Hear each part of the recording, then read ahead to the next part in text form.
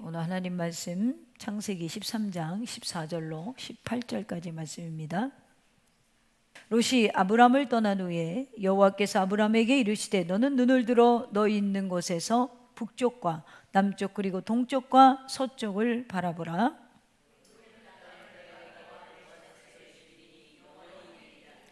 내가 내 자손의 땅에 티끌 같게 하리니 사람이 땅의 티끌을 능히 셀 수 있을진데 내 자손도 세리라.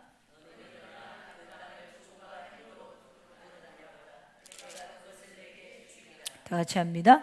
이에 아브람이 장막을 옮겨 헤브론에 있는 마므레 상수리 스풀에 이르러 거주하며 거기서 여호와를 위하여 제단을 쌓았더라. 아멘. 오늘 하나님 말씀의 제목은 눈을 열어 주소서. 저는 오늘 눈에 대해서 이야기를 좀 해보려고 합니다. 내리는 눈 말고 제가 요즘 시력이 갑자기 떨어졌어요. 그래서 얼마 전에 안경을 맞추러 가니까 저보고 다초점 렌즈를 쓸 때가 됐다 그래서 충격을 받고 아직 안 쓴다고 40대 초반이 되면은 다초점 렌즈를 그때부터 써야 된대요. 그래야 눈이 적응을 한다 그러더라고요. 그래서 그래야 된다 그래서 약간 충격을 받고 왔는데 이 새로 맞힌 안경을 쓰니까 사람들이 너무 날라리 목사 같다 그래가지고 제가 잘 안 씁니다. 근데 이게 이제 전에 맞춘 안경인데 이제 원래 가던 안경 매장이 밖에 있어요. 연수동에. 거기 단골이 있는데 갈 시간이 없는 거예요. 안경 맞추러. 근데 이게 잘 안 맞아요. 그래서 어떤 현상이 일어나냐면 안 맞으니까 밤에 운전할 때 이정표가 좀 약간 흐릿하게 보이더라고요. 제가 3단계가 떨어졌거든요. 시력이 이거 쓸 때랑 지금이랑. 그러니까 감으로 이제 운전하게 되는데 그런데 안경 요즘 맞춘 거 쓰면 또 잘 보여요. 그러니까 흐릿하던 것이 또렷해지고 그러니까 여러분 이렇게 안경 하나만 바꿔도 보이지 않던 것이 보이게 되죠. 그런데 여러분 예수님을 믿는 사람들의 눈에 대해서 얘기를 하려고 하는데 당연히 육신의 시력 얘기를 하려고 하는 건 아니겠죠. 우리 영적인 지금 시력은 오늘 얼마나 되는지 여러분들이 스스로 체크를 했으면 좋겠어요. 내 영적인 시력. 제가 요즘 새신자 양육반 강의를 하면서 이야기하는 게 하나 있죠. 각 사람마다 세계관이 다르다. 대한민국에 사는 사람은 대한민국의 세계관이 있고 다른 나라에서 온 사람들은 왜 이렇게 저렇게 자유분방하지라고 하지만 결국엔 세계관이 다르기 때문에 그런 거예요. 그래서 외국에 유학 갔던 애들이 한국 들어오면 답답해하죠. 세계관이 다양하게 넓어졌기 때문에 그렇습니다.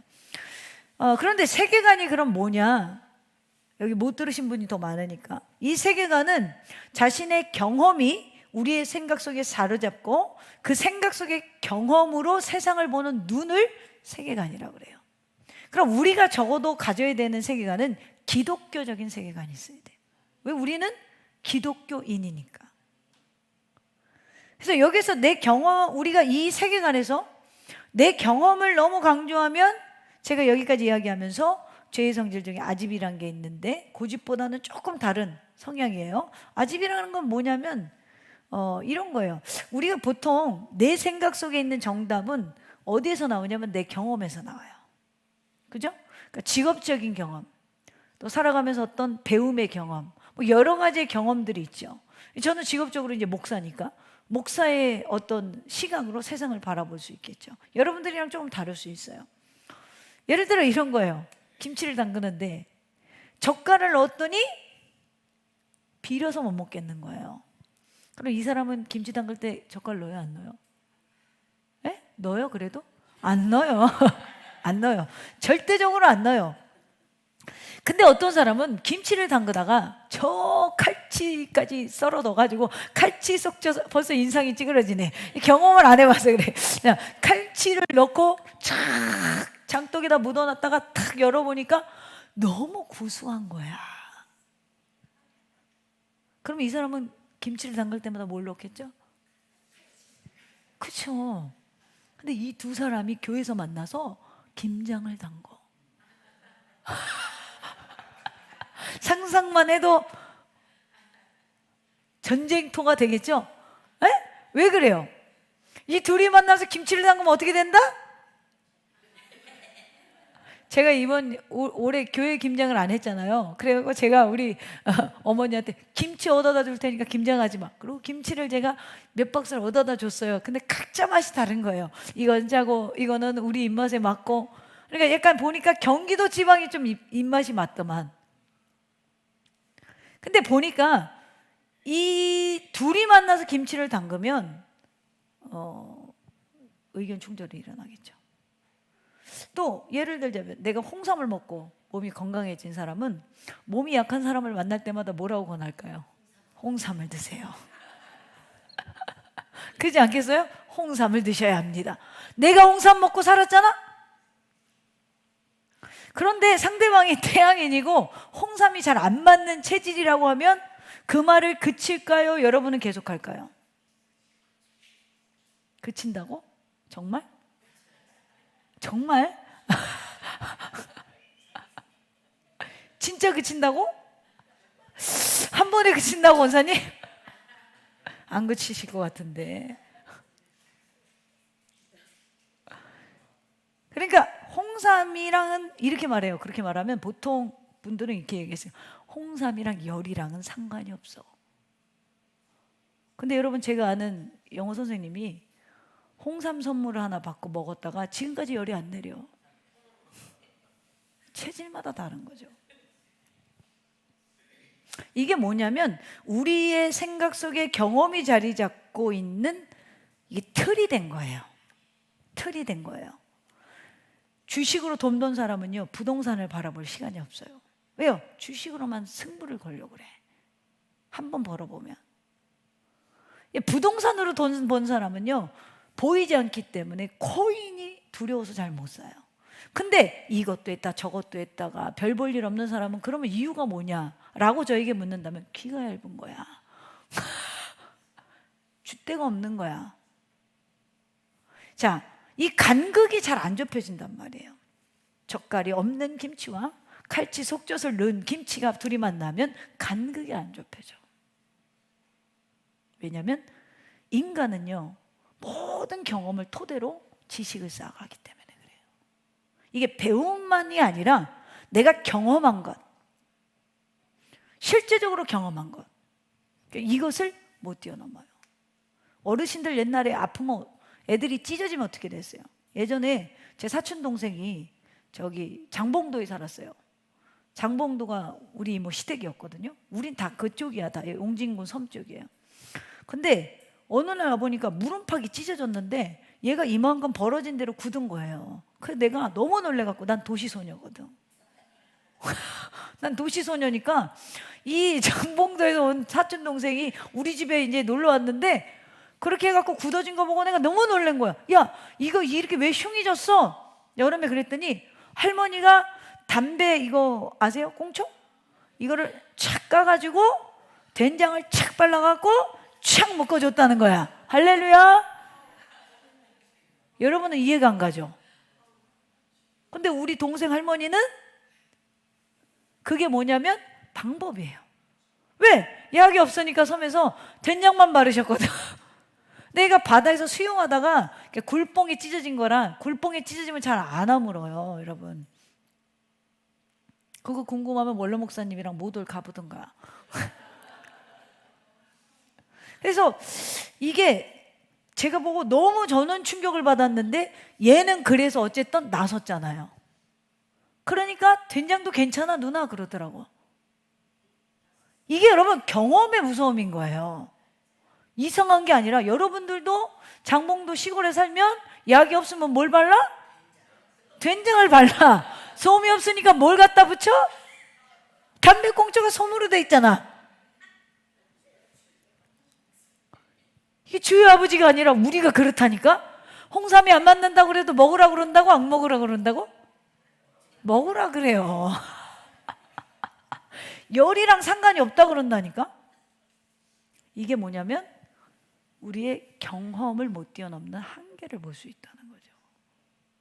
제가 늘 이야기하는데 인간은요, 정답이 없어요. 다 살아가는 방식이 달라요.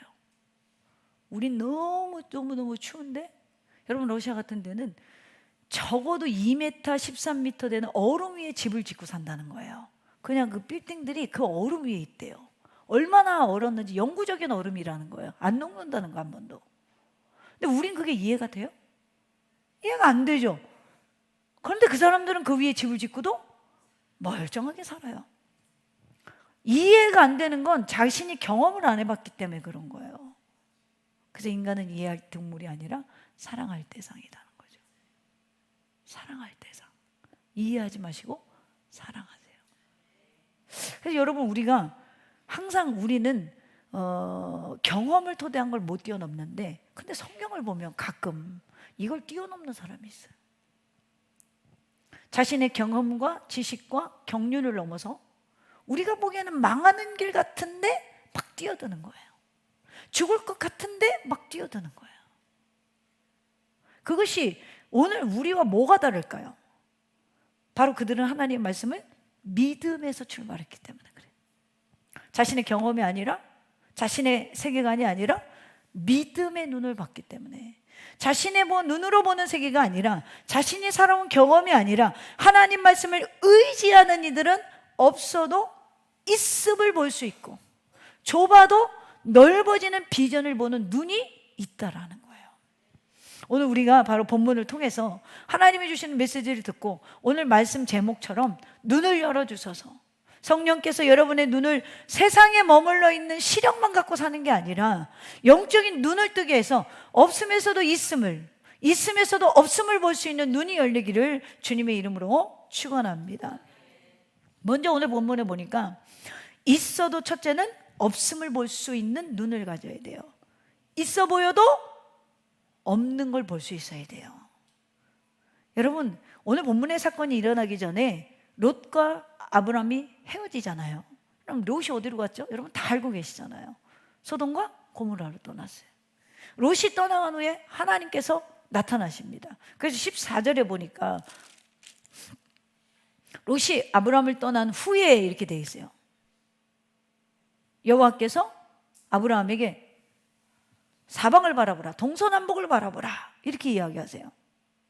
하나님이 왜 아브라함에게 동서남북을 바라보라고 했을까요? 10절에 보면 이에 롯이 눈을 들어 요단 지역을 바라본즉, 롯도 바라봤어요. 어떻게 생각하죠? 10절 계속해서 읽어보면 온 땅에 물이 넉넉하니 여호와께서 소돔과 고모라를 멸하시기 전이었으므로 여호와의 동산 같고 애굽 땅과 같았더라. 자, 롯의 눈에는 소돔과 고모라가 여호와의 동산 같았고 애굽과 같았다. 애굽과 같았다는 건 물이 많아 보였다는 거예요. 풍요로워 보였다는 거예요. 땅이 기름져 보였다는 거예요.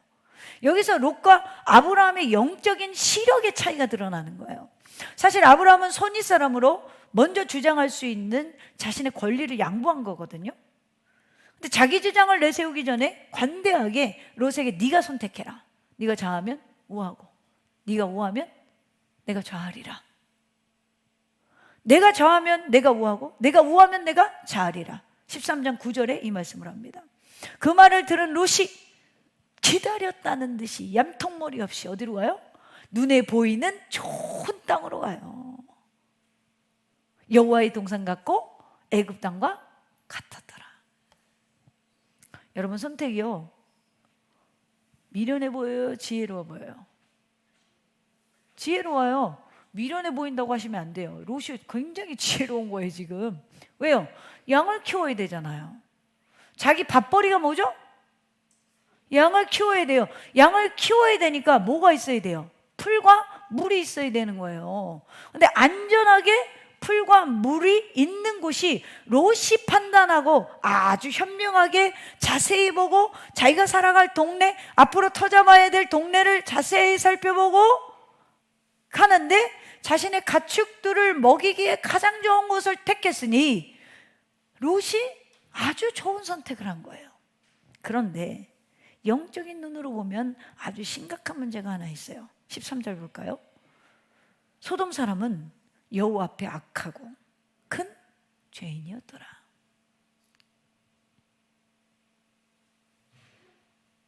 아브라함의 양보를 빌미 삼아서 선택의 우선권을 날름받아 먹은 얌체 같은 행동도 별로지만 더 심각한 문제는 뭐죠?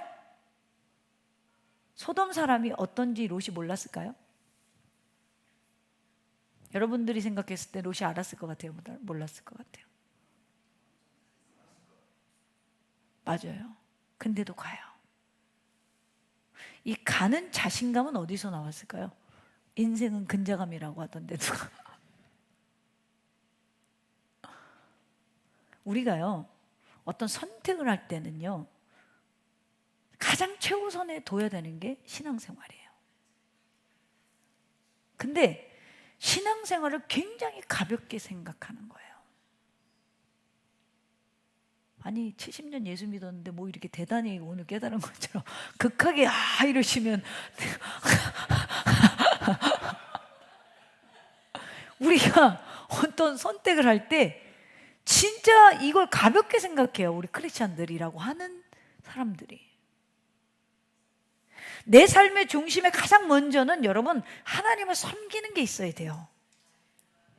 왜 그런 줄 아세요? 우리 사람이 제일 되는 목적이 뭐라고요? 아는데 왜 그래? 인간은요 망각의 동물이라 그런지 이걸 자꾸 까먹는 거야. 교회 나가면서 잊어먹고, 하루만 지나면 잊어먹고, 월요일까지는 기억했는데 화요일 되면 잊어먹고, 그래서 수요 예배가 있는 거고, 그래서 금요 예배가 있는 거예요. 징검다리로 까먹지 말라고. 그래서 눈에 보이는 것만 봐요. 여러분 새벽기도 누가 나오는 줄 아세요? 자기가 망각의 동물이라는 걸 인정한 사람들이 나오는 거야. 여러분들은 믿음이 좋아서 안 나오잖아. 할렐루야. 난 여러분들 믿음 되게 좋다고 생각해. 진심이야 이건. 여기서 거짓말 하나. 저는 믿음이 없어서. 여러분 우리는요 자꾸 눈에 보이는 것만 봐요. 근데 이게 위로가 되는 게, 제가 보니까 마태, 마가, 누가복음에 다 기록된 사건이 있는데요, 그 중에 하나가 뭐냐면 변화선 사건이에요. 마태복음 17장 4절에, 마가복음 9장 5절에, 누가복음 9장 33절에 예수님이 모세와 엘리야랑 계시는 걸 베드로가 봤어요. 베드로가 보니까 눈이 뒤집혀가지고 너무너무 좋은 거야. 너무너무 좋은 거야. 지도자라 하면 모세고 유대인들에게, 선지자라 하면 엘리야란 말이야. 근데 이 세 분이, 여기서 나는 그 산신령 장기둥계 나온 것 같아 이야기가. 여러분 베드로가 뭐라 그러냐면, 여기가 좋사오니 제가 예수님을 위하여, 모세를 위하여, 엘리야를 위하여 초막셋을 지겠습니다. 베드로가 뭘 망각했죠? 지금 산 아래서 귀신에게 뜯기고 있는 자기 동료들 생각이 안 나. 자기 장모님도 생각 안 나고, 자기 아내도 생각 안 나고, 자기 가족이 생각이 안 나. 왜요? 지금 여기가 천국처럼 너무너무너무 좋은 거야. 그래서 오늘 여러분 집에 가기 싫죠?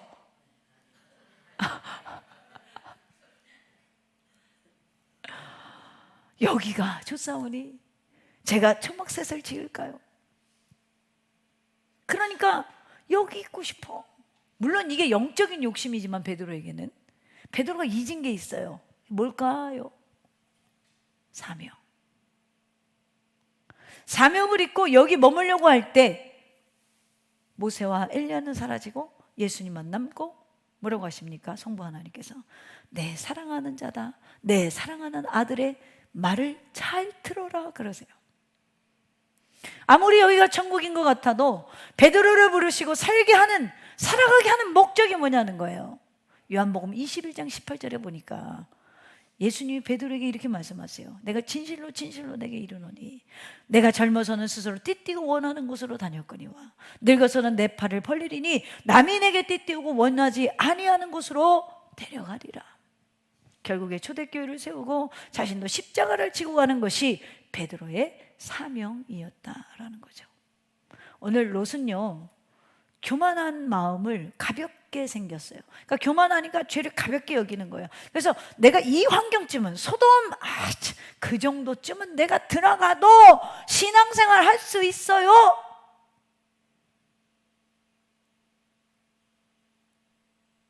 근데 여러분 창세기 19장에 가니까 소돔과 고모라 멸망 사건이 롯이 선택하자는 비참한 결과를 우리가 보게 된다라는 거죠. 이쯤 우리가 생각해 봅시다. 아브라함과 롯이 다른 선택을 한 이유가 뭐냐? 이게 궁금해야 돼, 성경을 보면서. 성경을 잘 읽어보면 아브라함과 롯의 기준이 그들의 관점이 달랐던 거예요. 이미 아브라함은요, 12장에 어떤 내용이 있냐면 12장에서 하나님이 아브라함을 부르시고 그냥 가야 되는데 어디로 갑니까? 애굽으로 가요. 애굽으로 갔다가 아내를 속이죠. 누이라고. 누이는 누이지만 어쨌든 바로 앞에서 속여요.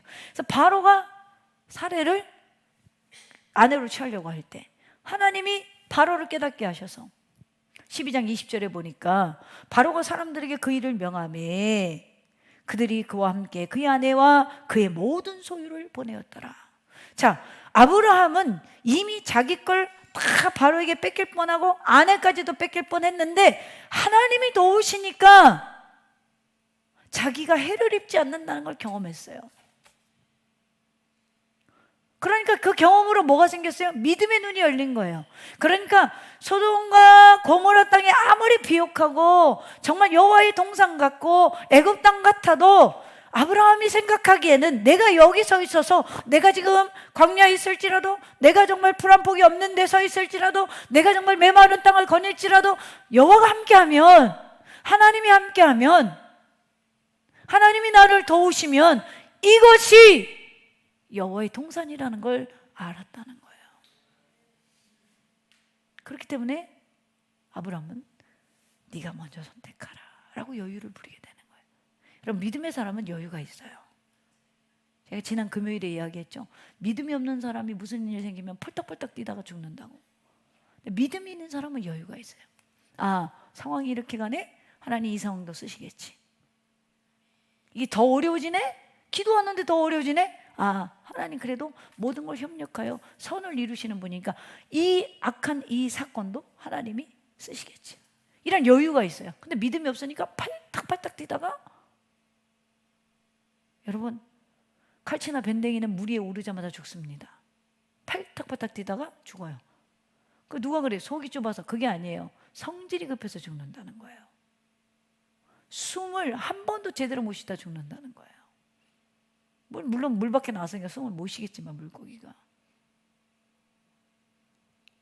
여러분, 우리가요, 롯은 눈에 보이는 걸 기준으로 삼았던 눈, 영적인 시야가 확보되지 않는 성도는 똑같이 롯과 같은 선택을 해요. 그게 이제 너무나 안타까운 거죠, 목회자 입장에서는.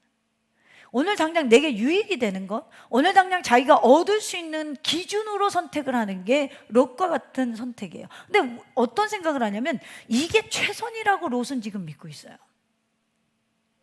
교회 밖의 사람들과 교회 안의 사람들이 다른 게 뭔가요? 이 세상의 기준이 될 수 없다는 거죠. 우리 기준은 여러분 하나님이어야 해요.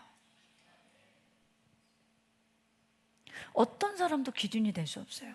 아무리 위대한 정치인이라 할지라도, 아무리 위대한 대형교회 목사라고 할지라도 그 사람들의 기준이 아니에요. 보는 될 수 있죠. 뭔가를 우리가 존경하고 따라갈 수는 있겠죠.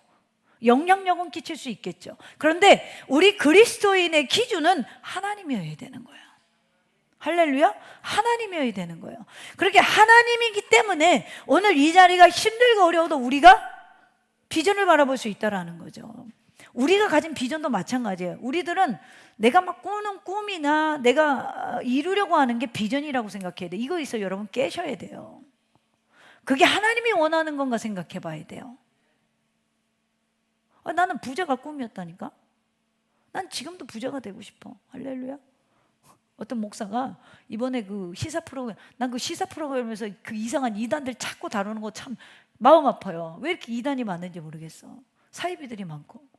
이 30대 후반의 젊은 목사인데 이렇게 가르쳤다는 거야. 보니까 수첩에 또 열심히들 공부했더라고. 보니까 솔로몬처럼 되려면 헌금을 많이 하라. 그 목사가 가르친 게 이거야. 성경에 하나님 말씀대로 산 사람 중에 가난한 자가 있냐? 솔로몬이 지혜를 얻었더니 부귀와 영화가 따를 자가 없었다. 요렇게 가르친 거야. 그러니까 젊은 애들이 들어오면 과외에서 100만 원 벌으면 너 달란트 주신 것 같다고 5개로 늘려. 그래서 500만 원을 벌게 하고 이제 반절은 헌금하고. 그래서 뭐 8년인가 4년 동안 거둬들인 헌금이 40억이래요. 이게 TV에 나왔어요. 그러니까 나 같은 사람도 오해를 받잖아. 슬픈 일이죠, 슬픈 일이에요. 왜 그럴까요? 왜 그리스도인들이 이런 데 미혹될까요? 사람의 기준이 돼서 그래요.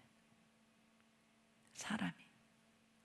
혹여라도 제가 교회가 우리 교회가 부흥돼서 제가 목에 한 기부스 3개 두르게 되면은 터키에서라도 전화를 주세요. 목사님 내려오셔야겠습니다.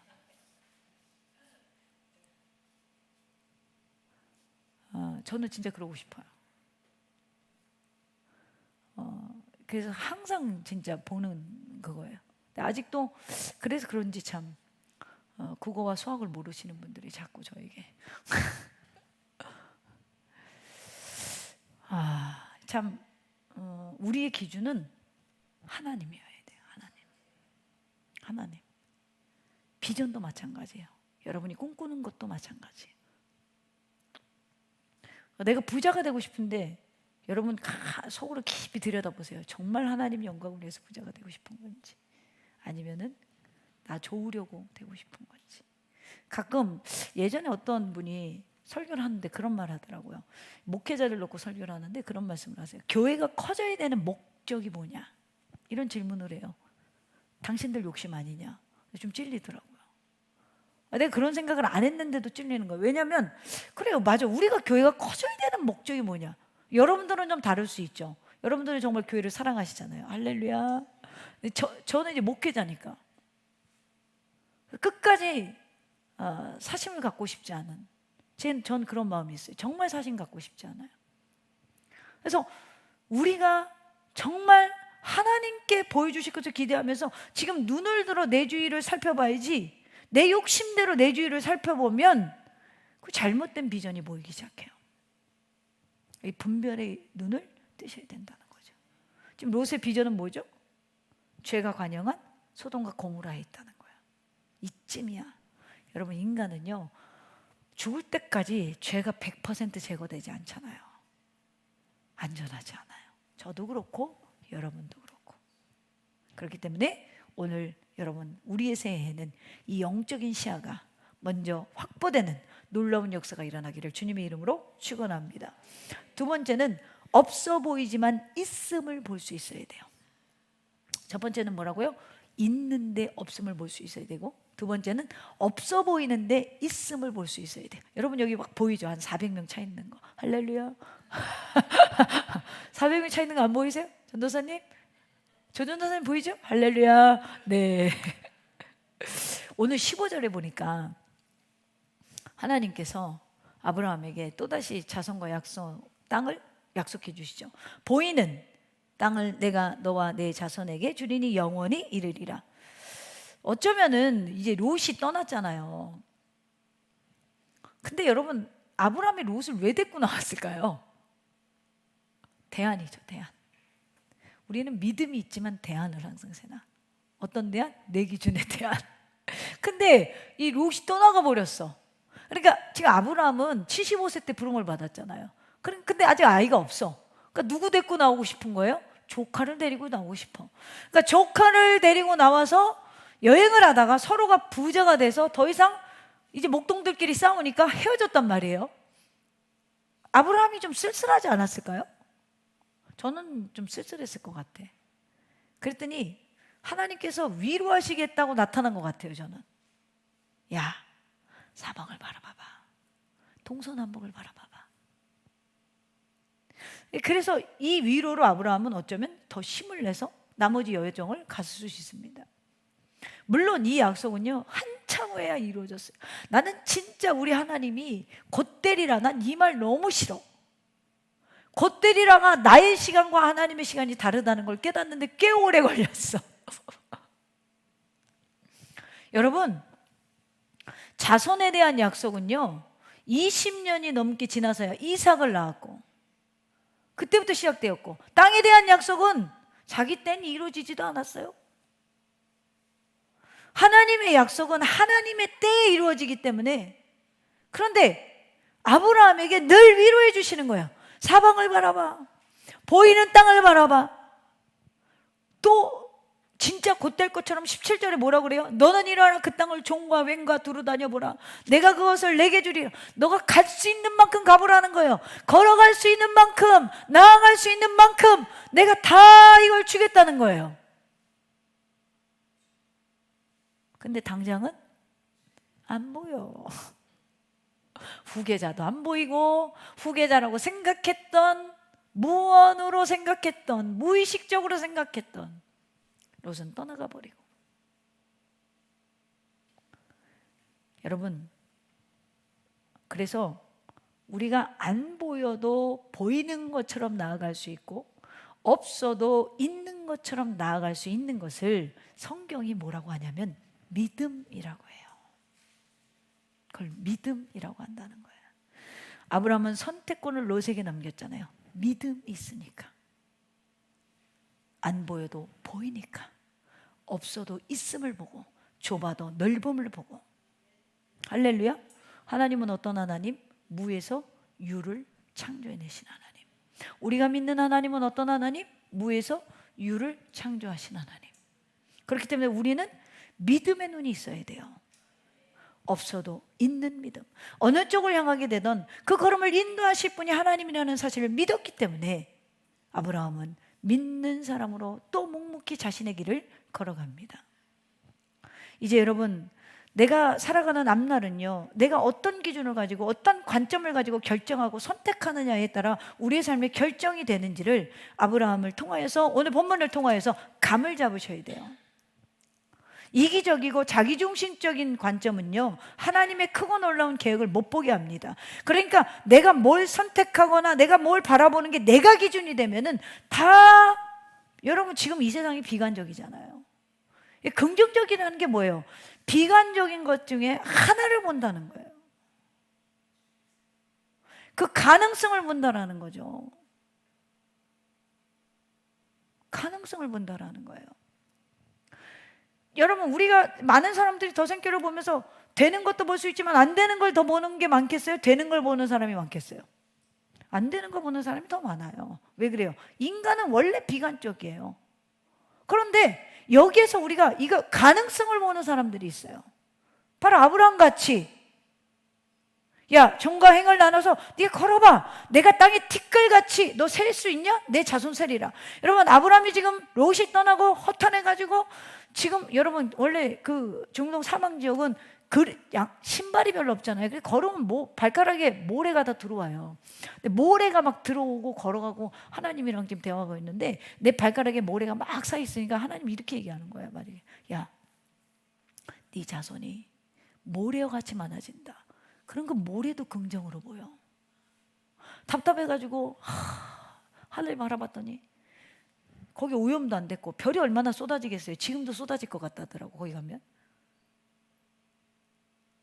쏟아질 것 같은 별들을 바라보면 하나님 그러는 거야. 네 자손같이 이렇게 많을 거야.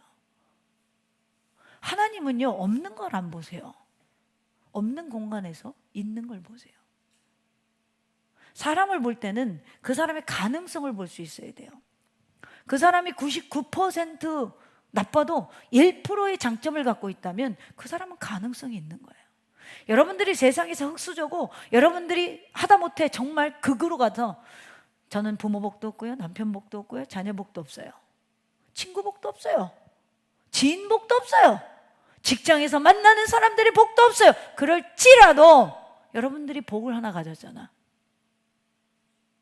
주님이 여러분을 택했잖아요. 주님이 여러분을 택했잖아. 할렐루야. 주님이 여러분을 택했잖아. 우린 그래서 희망이에요. 주님이 여러분을 택했잖아요. 우리의 선택으로 아브라함처럼 될 수도 있고 롯처럼 될 수도 있습니다.